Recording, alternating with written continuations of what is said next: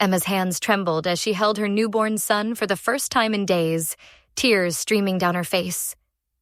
The 28-year-old new mother had just endured the unthinkable. Her own fiancé and his family had torn her baby from her arms while she lay helpless in a hospital bed, fighting a life-threatening infection.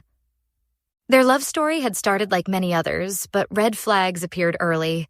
Emma had sacrificed everything for James, moving far from her family, giving up her career dreams to become the stay-at-home mother they'd planned together. But behind closed doors, their relationship was crumbling under the weight of James's explosive anger. The fights were brutal. James would hurl objects at walls, his fists punching holes through drywall like paper. The worst night came when Emma tried to leave. James swallowed a handful of pills, forcing her to make him vomit while she sobbed, terrified she'd lose the man she still desperately loved despite everything. When their son arrived after a traumatic delivery complicated by preeclampsia, Emma thought motherhood might heal their fractured relationship. Instead, it shattered it completely. On their first night home from the NICU, their exhausted baby cried inconsolably. James snapped like a twig under pressure. "I hate him," he seethed, cradling their infant son. "I want to slam him against the wall." Emma's blood ran cold as she snatched her baby away, spending the entire night awake, guarding her child from his own father.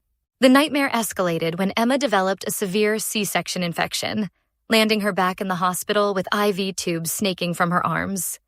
That's when James's mother arrived, a woman who'd always despised Emma for not working during pregnancy.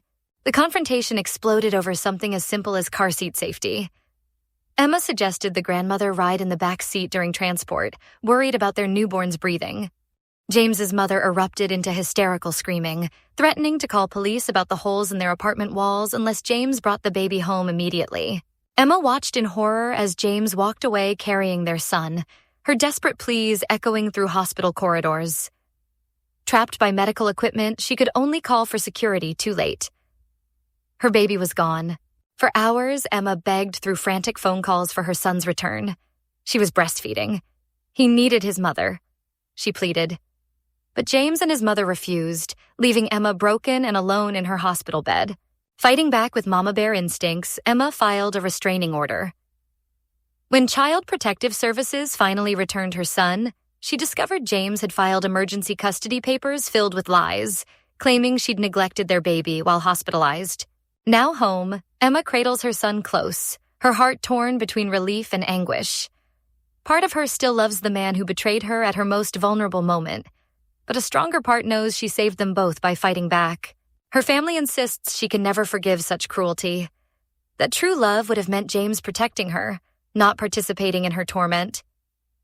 Emma struggles daily with guilt and heartbreak, wondering if she could have prevented this nightmare. What would you do in Emma's situation? Should she ever forgive the man she loved? Share your thoughts on this heartbreaking story of maternal strength and betrayal.